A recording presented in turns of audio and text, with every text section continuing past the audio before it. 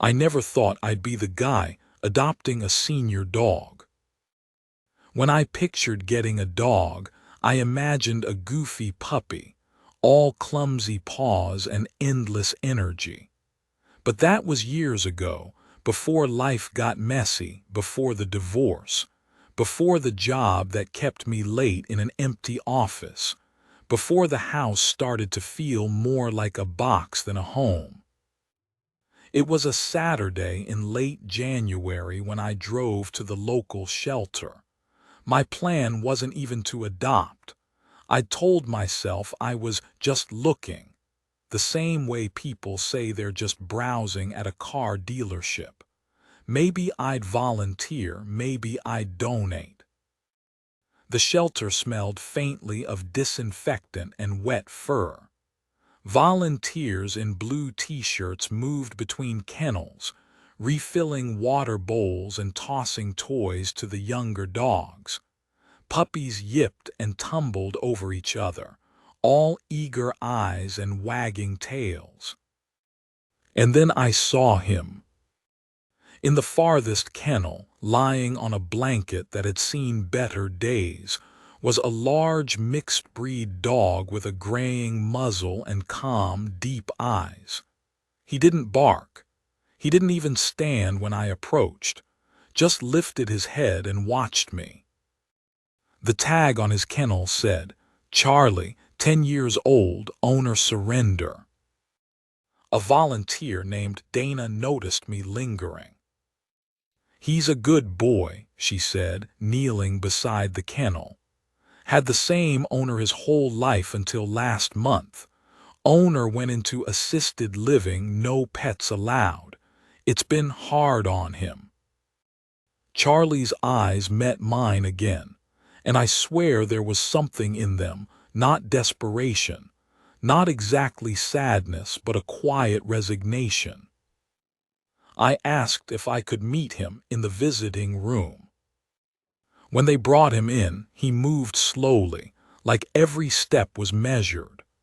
But when I sat on the floor, he lowered himself beside me, sighed, and rested his head against my knee. That was it. No grand decision, no weighing pros and cons. 30 minutes later, I was in the front office, signing adoption papers and buying a leash from the shelter's little store. Charlie was quiet on the ride home. He sat in the back seat, head resting on the armrest, watching the road with that same calm gaze. At home, he walked slowly through each room as if taking inventory. No sniffing frenzy, no marking territory, just a methodical inspection, ending with him lying down on the rug in the living room. I'd bought the basics: a dog bed, food, bowls, a couple of toys. He ignored the toys completely and instead seemed content just being near me. That first night, I expected him to stay on his bed, but at 2 a.m., I woke up to the sound of slow, heavy footsteps. Charlie appeared in the doorway, looked at me for a long moment, and then lay down on the floor beside my bed with a groan. Over the next few weeks, we developed a rhythm. Morning walks before work, short, because his hips weren't what they used to be, and longer, meandering strolls on weekends when we could stop and watch the world go by. He was polite with neighbors, indifferent to squirrels, and an absolute gentleman at the vet. But there were moments that broke my heart a little, like when I'd leave for work, and he'd stand at the window, watching until I disappeared from view. I didn't realize it at first, but he was changing me. I started coming home earlier, cooking more, eating at the table instead of over the sink, turning off the TV and just sitting with him in the quiet. It wasn't dramatic, but it was steady. And sometimes steady is exactly what you need. By March, Charlie had settled into the house like he'd been there for years. We had our rituals. Every morning I'd make coffee while he waited by the door, tail giving a single slow wag when I looked at him. We'd walk to the small park 3 blocks away, where he'd find his favorite bench, yes, his bench, and sit beside me while I scrolled through the news on my phone. I started noticing things I'd missed before.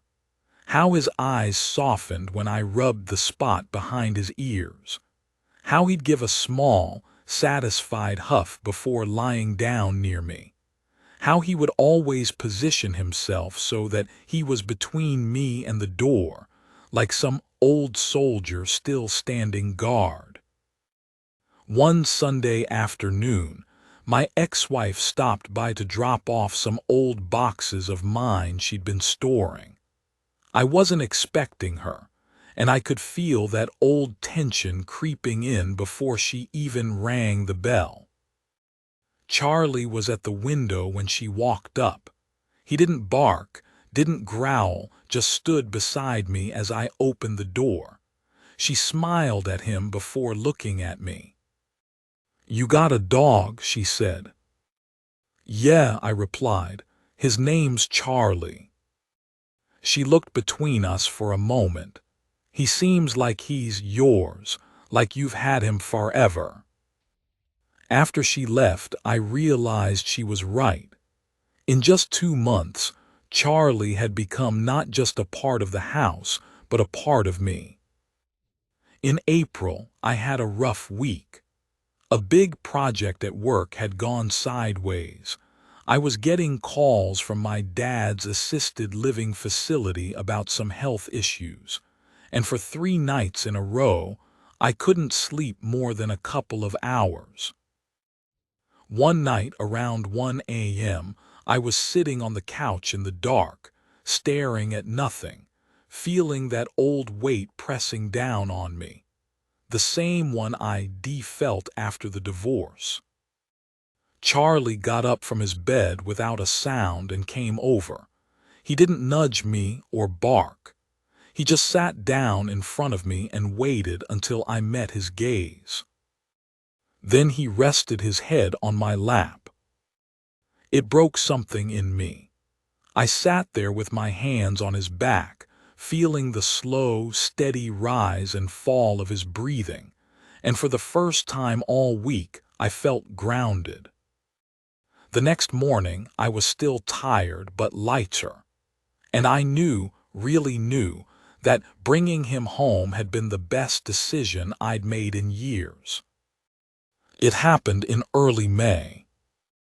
We were on our usual Saturday walk, taking the long route through the neighborhood. Charlie was trotting ahead at his steady pace when he suddenly stopped, sat down, and wouldn't get back up. At first, I thought he was just tired, but then I noticed the way his chest was rising faster than normal. I crouched down beside him. "Hey buddy, you okay?" He gave me a faint wag but kept sitting. After a few moments he stood up again, but his steps were slower. We made it home, but the whole time I kept glancing down at him, my stomach tightening. That afternoon I called the vet. They said to bring him in right away. The exam room smelled faintly of antiseptic, the fluorescent lights too bright. The vet, a calm woman named Dr. Harris, listened to his heart for a long moment, then looked at me. "He's got some age-related heart changes," she said gently. "Nothing unusual for a dog his age, but we'll start him on medication. It should help him stay comfortable." Medication, monitoring, a reminder I didn't want but couldn't ignore. Charlie wasn't here forever.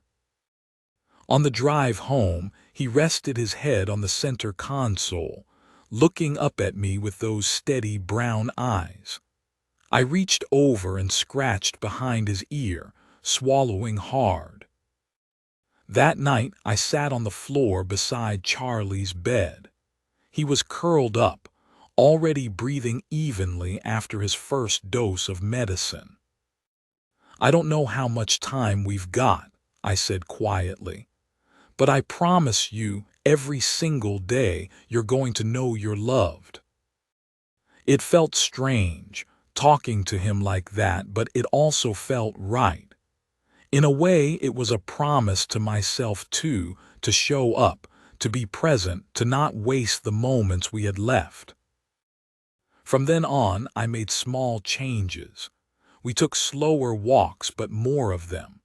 I cooked more homemade meals, sometimes sharing bits of unseasoned chicken or carrots with him. On warm evenings, we sat on the porch together, him lying beside my chair while I read. And every night before bed, I'd rest my hand on his side, feeling that steady rhythm and think, still here, still us. In late June, a summer storm rolled in just after midnight. The wind rattled the windows, and the rain came down in sheets, pounding against the siding. Lightning lit up the living room in flashes, and thunder cracked so loud it felt like the walls shook.